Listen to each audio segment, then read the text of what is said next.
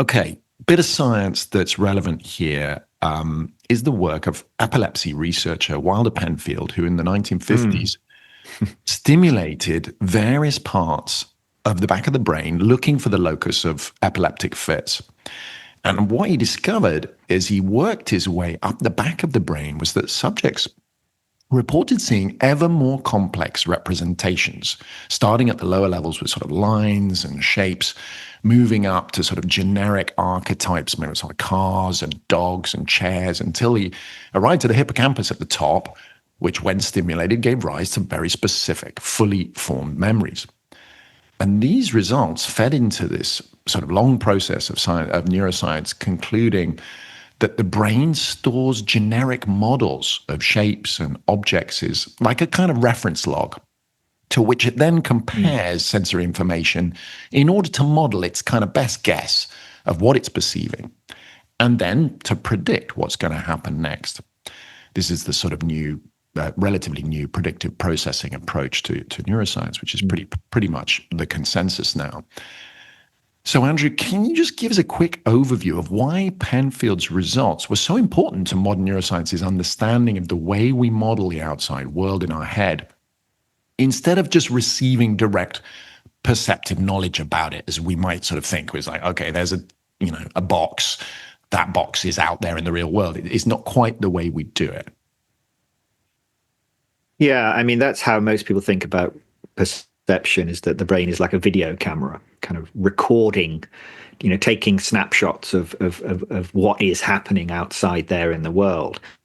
But actually, it's nothing like that. The world you experience is what's called is a generative model. It's actually generated by the brain. And so what Penfield demonstrated was basically what's called the hierarchical structure of that model. So let's take it back to basics. So information, let's talk about visual information particularly. So visual information enters through the eyes and it reaches the back of the brain in what's called the primary visual cortex, also called V1.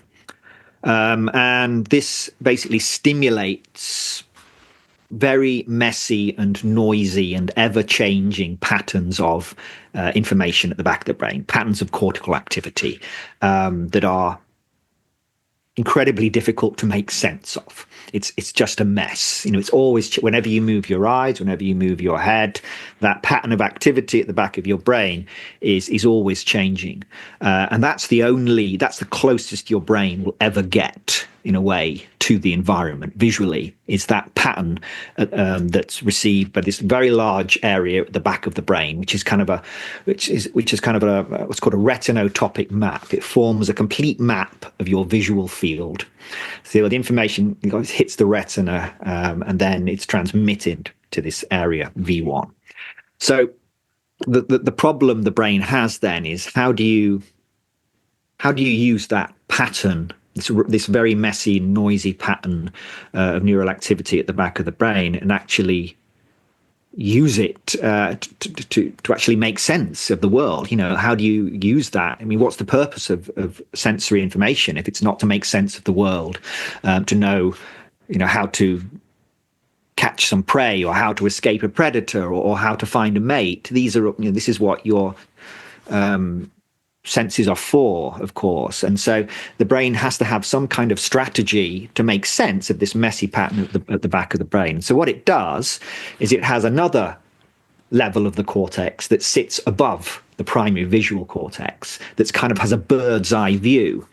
And what this level is doing is looking for regularities. It's looking for patterns in this messy lowest level pattern. So it might see, lines in a certain orientation and say, oh, maybe that's a triangle. These lines are moving together in a certain way. We can put them together. They always stay together. We can track, rather than tracking three lines now, we just have to track one shape.